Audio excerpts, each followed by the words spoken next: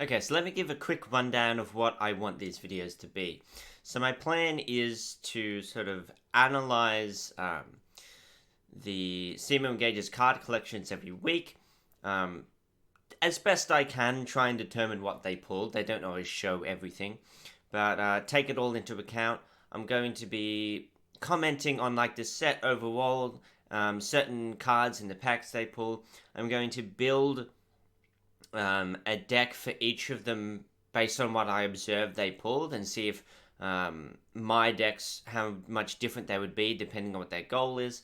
Do some sort of game overview, like as far as the matches go, see what plays they make, if they were good ones, if they were bad ones, what the sort of turning points are, if matches were truly unwinnable, or if there was something they could do. I kind of want it to be like that kind of analysis.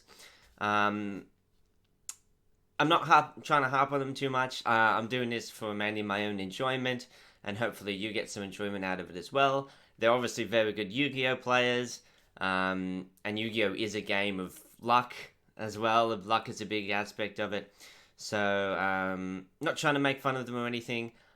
This is mainly a challenge to myself more than anything, because I love the deck building process. I love using a limited resource of something and trying to make the most out of it, and also incorporate that into your gameplay and trying to make the most out of your hand, that kind of thing. So, with that being said, we're going to start with Simo's pulls and deck.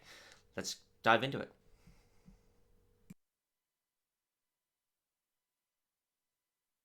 If you want 5% off any singles or sealed product, click the affiliate links in the description and use code SEMO5. Judging by this pack, nothing too spectacular here. Alright, so even though Simo said there's nothing really interesting in this pack, there's a few things that I think he scooped up that are quite nice. The first one being Yami. Yami has a lot of monsters that are in their set, sort of at the 1300 to 1400 range, that it can boost over a Skull Red Bird. So I wouldn't be writing that off just yet. Same thing with Umi. I don't think there's anything that can boost over, but there's some defensive cards with the 1400 defense, and when they get the 200 defense boost, they can fend off against a Skull Red Bird. So that's why the field spells are kind of relevant in these early sets. And because they're so relevant, Ninja can remove them. Ninja also has viability moving forward, as a way to destroy other field spells, equip spells, continuous spells.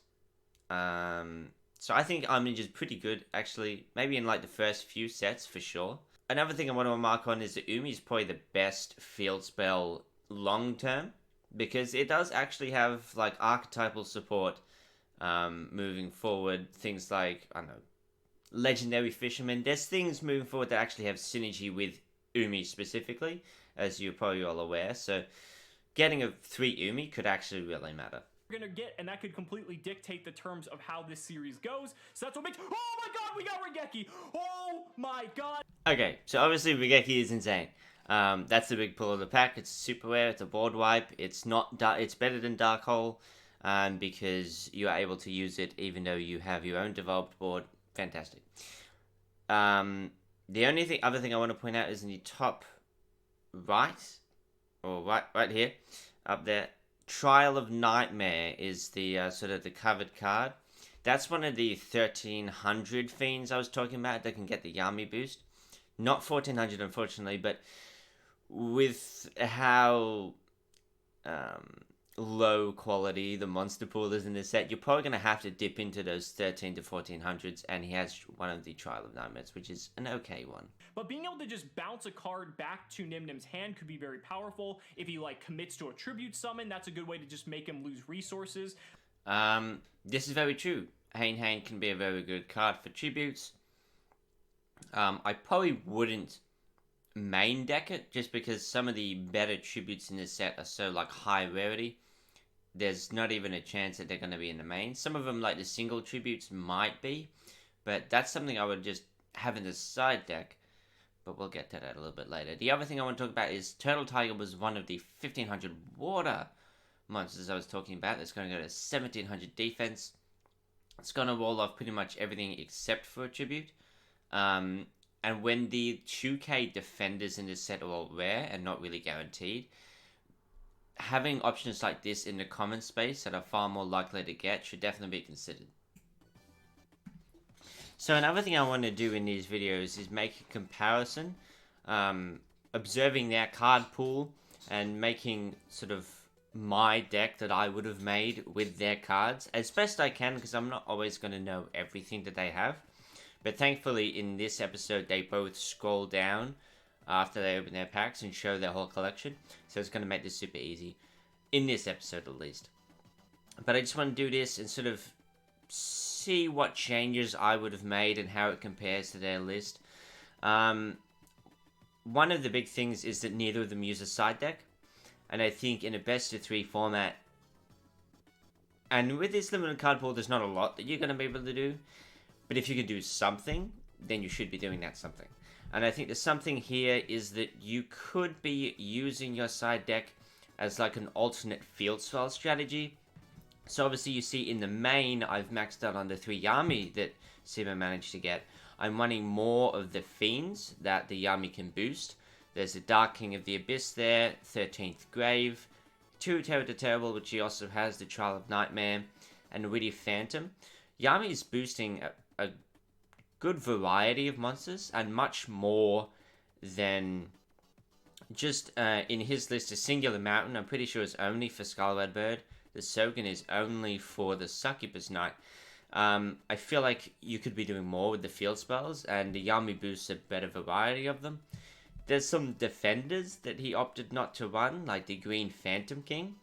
That's 1600, so in a vacuum, no field spells included, not on ours or theirs. That's going to wall Skullred Bird. So anything other than a tribute, or anything short of a tribute, won't be able to beat over the Green Phantom King, and he pulled 2 of them. So that's pretty good. He didn't run Ninja. I'm sticking that in there to take out their field spells. If they're on a different field spell other than Yami, they're getting their boost. We don't have ours, so we can't really contest them. And it's basically just spell removal. It can hit bluffed spells in their spell and trap card zone for whatever reason. If they want to do that and bluff that they have a trap, we can flip Ninja and pop it. We got pretty lucky with like things. We got the triple Skullred Bird, triple Urabi, double Witty Phantom with triple Yami. We also got Trap Hole with Geki, Dark Hole. So I think Simo could have been a lot more aggressive. And he can play a much better tempo game with his deck. And so I think putting in Burn, like the Final Flame one Final Flame I put in there, triple Hinatama in the side, he can really push for a lot of damage if he plays his cards right. And so I think Burn, not a complete Burn strategy obviously, but having bird cards in there can potentially be very relevant in closing out a game with how aggressive this list can be. But it's also got good defensive options. Is there anything else? 2 Succubus Knight I feel like was a good. He pulled 3, but 2 is fine. The Fire Yaru was good.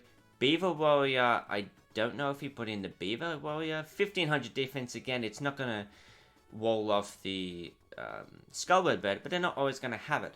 And it can wall off an Urabi unboosted. So there's definitely places for these defenders, and I don't think they consider that you don't always need the 2k defenders to be able to wall off their opponent's monsters if you have the right common rarity defender and a field spell to go with it. And with that sort of thought process, we have the Tripwire Beast in there. It's just another monster, and it's just sort of a different kind that can sort of react to the kind of field spells that they're playing. That's one thing you can do with the side. You can sort of run a good variety of monsters, observe what kind of field spell they're playing, and then try and take advantage of that by bringing in the appropriate monster that could get the boost from their own field spell they're running. And we have the Umi, the Armored Starfish going to 1600 defense on the Umi, as well as the Spike Seadra as like an alternate from the Succubus Knight, because that can come up if they're also on Succubus, because it is bigger than Spike Seadra. And we sort of get stuck, like, do you want to be forced to crash into theirs? rather than having to do that, if we see that they want it, we can go Spike, Siege, or Umi and beat over theirs. To try and break that stalemate that might arise. But, yeah, no, it's very unlikely, but we have the side deck for a reason. You should use it for something, rather than have an empty side. Like, I don't know why you would want to do that. And Hain not in the main in the side. Again, we don't know if they're going to be on tributes. If they are, we can bring it in. But if not, it's just like we're bouncing back one of their normal summons. There's not a lot of value there. So those are the changes that I made to Semo's deck. But that's all Semo. Like, let's see what Gage has been up to this whole time. Who's the dummy now? You just donated to a guy that banned you. Here's the Skull Redbird, okay? So we already got the strongest monster in the game currently. Not much more you could ask for. Beaver Warrior 2, dude, it's insane. Oh, here's a pack that I was looking at. A lot of... So this is a pretty good pack here. We actually see something that I don't think Semo picked up any copies of. Fissure, a really good spot removal. Pretty much the only good spot removal in the format. There's some things for going wide. There's like two-pronged attack, and then there's Fissure. Fissure's really good. It's rare. It's not guaranteed. Gage at this point is also picking up the super rare Sword Revealing Light.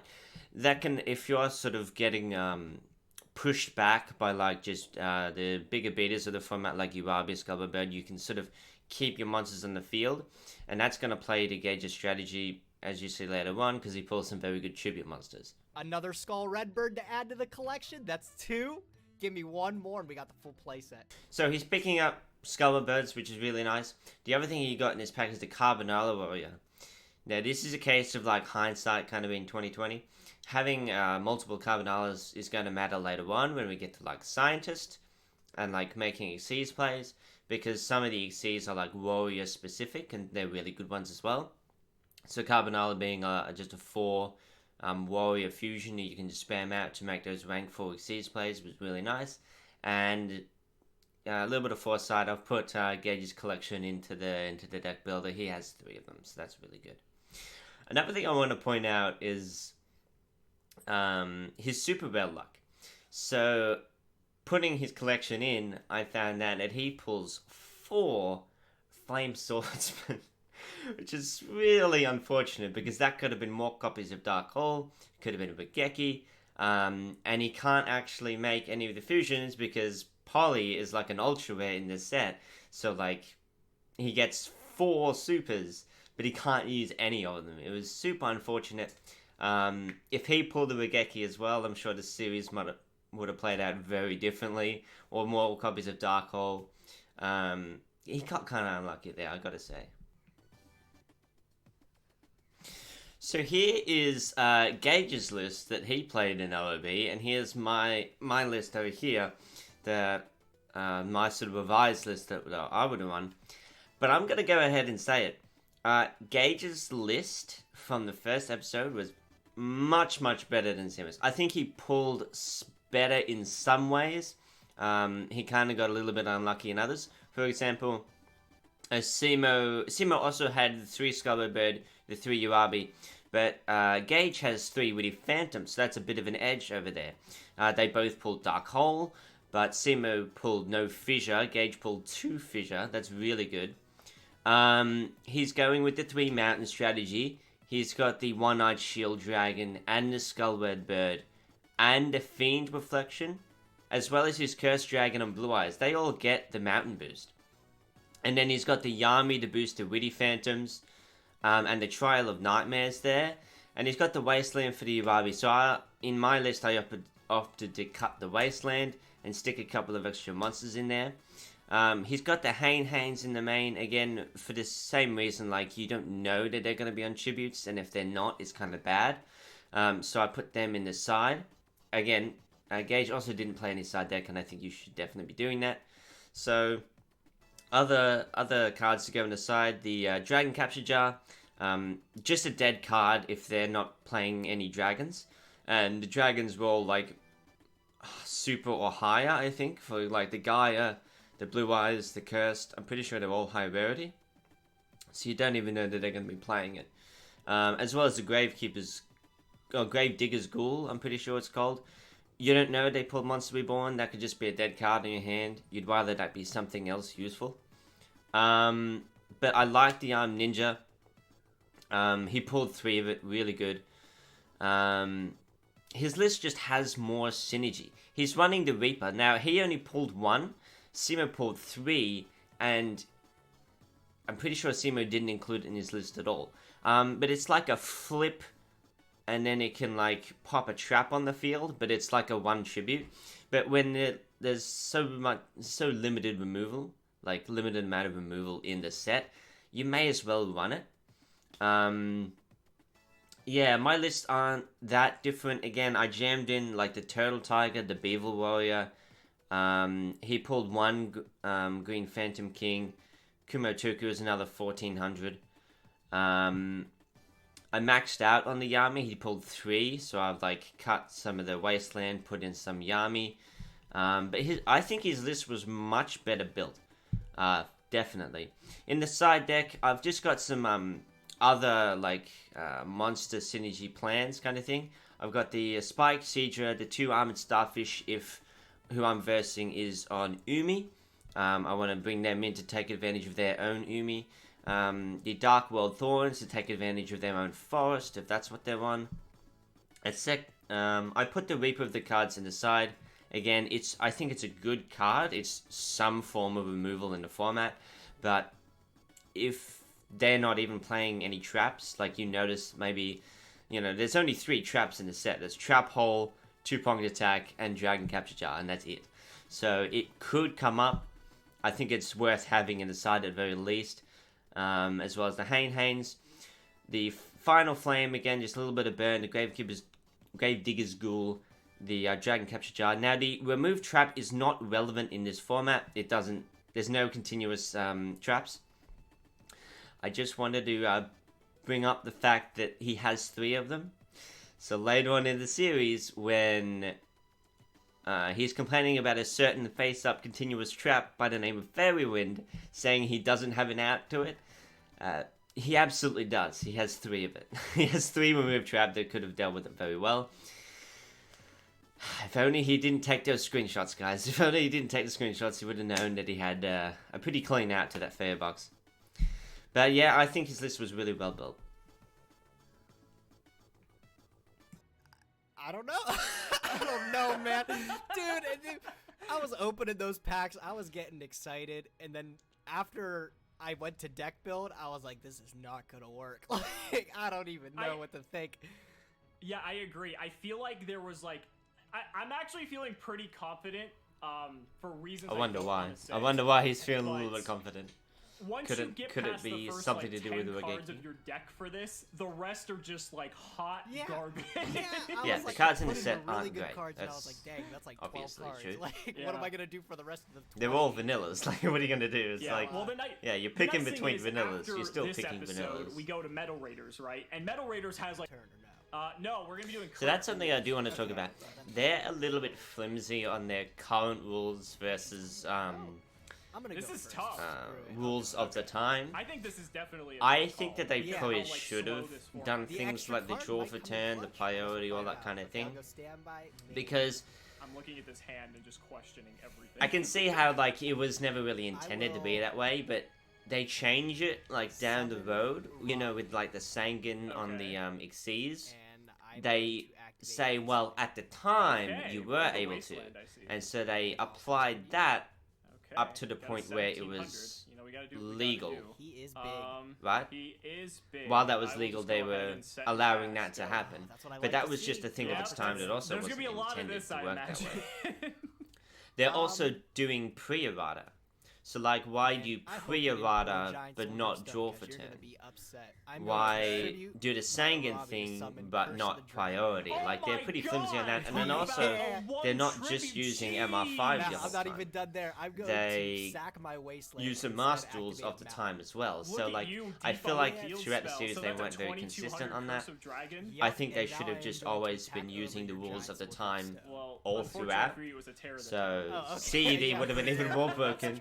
too. because you had Alright, I'll priority pass and it to things you. like that. But Sure. I would say put a counter think on it the still Curse would've of been pretty Dragon fun just to so see. we know that it's affected by alright, so that way we don't forget. now that Because, I've like, done those little- rambling, yeah, there's so many he like weird cards that are sort gonna of get the boost, cycled his so I field think it's just spells. better One to thing do I that. would say is There's that just so many I effects don't happening on the field right now. know Make how sure much the Uh, Wasteland boost on the Urabi would have mattered. Okay, so I'm gonna go Um, ahead and I guess It I'm wasn't just gonna really second going to pass. boost Go ahead. over Yes, anything you are, draw.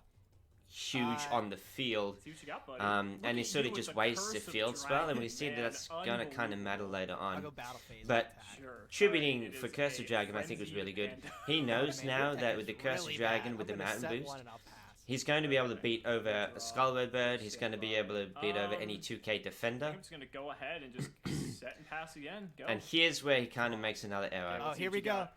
second He's Urabi comes overextending out. Oh, too that's much. good. That's good. He Battle has phase. full control of the board, Attack over with but curse. he's down on cards in Okay, hand. it's a Tatsumi He knows Giant. he's got a Okay, defensive now we set. have He's got 1700. a aggressive Sure. monster This that is- can beat over Oh wait, no, anything it's on not the actually field. because I'm mountain. Oh yeah, Blade. that's Um, it's not a waste. so he's kind of playing his hand too much. See, the counters help. If he kept the Urabi, Okay. and he also didn't use the Wasteland initially man, on that with the first is Urabi to try and beat over the set, he would For have you, a I'm Urabi gonna activate Dark and Oh, a come on! Wasteland in his hand, so that even post Dark Hole, he would be able to re-establish with Get another that big outta threat here. Now that we're gonna nothing in summon Simo's our hand would have witty been able to phantom deal and with. swing in for Um, 1400. I feel like going like I'm gonna have that consolidating dark hole every game moving versus forward. going wide. How does it 3 feel? monsters is It's kind gonna of the suck. break point. I don't know. Maybe I have a surprise. in And my now we deck. see We like don't know yet. he Okay, must have that's like fair, big that's tributes fair. in his Your hand. turn.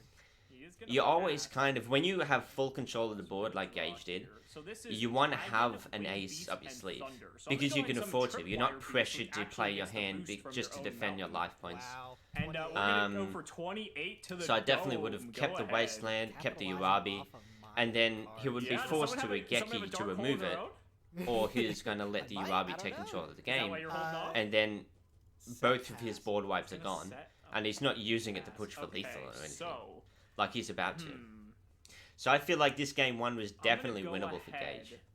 I'm gonna normal But summon. as you can see, he's got the Regeki as Fire well. He's Yaru? gonna lay I don't know that how to pronounce this guy's name. Regeki down and win the duel. And Just then 13 I'm gonna game. go ahead and take game 1 by throwing down Regeki, boy. Unbelievable! You got Raigeki too. I got You are Dark so Hole. lucky. I got Dark Hole and Regeki Yeah, he within did. the first 10 It's, packs that I It's a Oh little my- bit I rough didn't that he get also Dark Hole drew until, both like, of his pack board wipes 18 or Okay. something sort of in the like that. first few So turns of the Regeki's gonna duel. resolve- Kind of rough. I'm not gonna even Card. show you what that face down is. That's you don't fine. Get You the can just satisfaction. concede.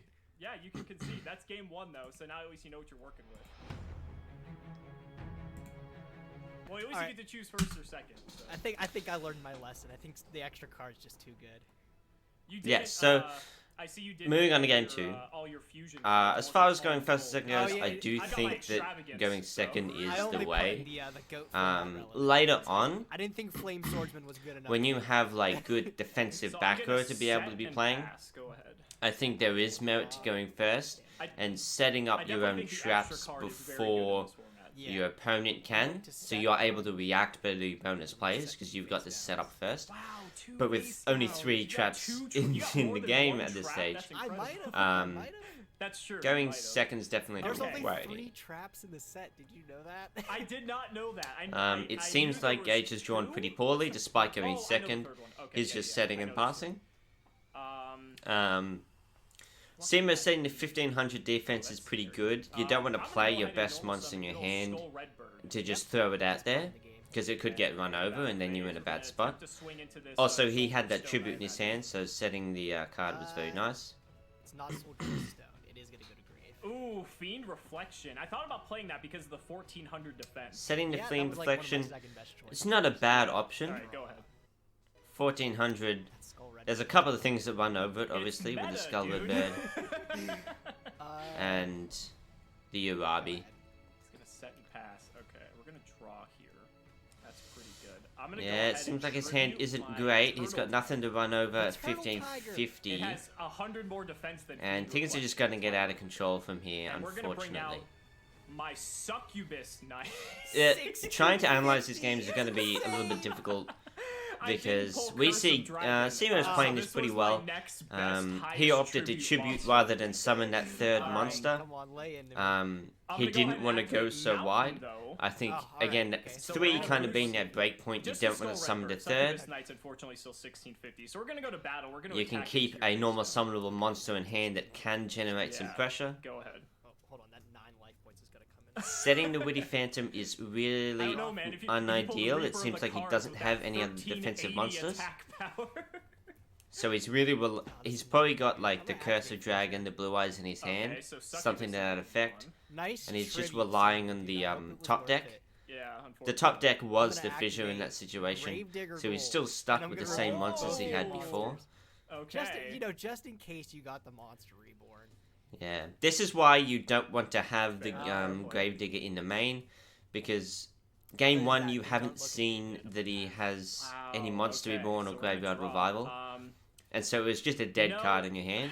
You'd rather that be a monster to protect your life points at the very least. How will you fare against 2? Oh man, they're both beefed up with Mountain too. This is a. I don't think I would have in that situation. 1 is already generating all the pressure you need. You could probably summon Hitotsumi, still get in for a bunch of damage, but you're also keeping a backup Skullred Bird in case he has the Dark Hole, the Fissure.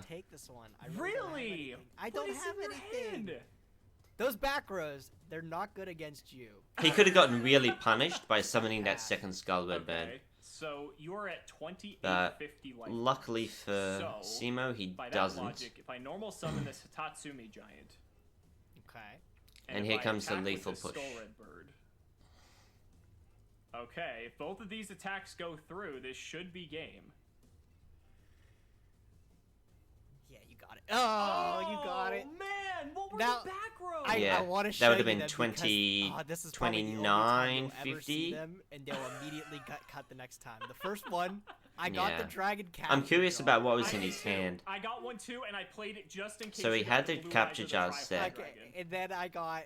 And I think he had 2-pronged attack, but he wasn't able to establish enough monsters on the board to be able to use it.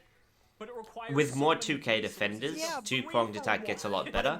Unfortunately, he didn't get any. White dragon, and then it's just gone with 2-pronged attack. What do you do? Pretty much, you don't have I also. Yes, you can. If there's a double tribute on the field, break even with the 2-pronged attack. Last game, but I didn't get to play it. Okay. Oh, he had But again, just with the 2-pronged, it might seem like it's really bad.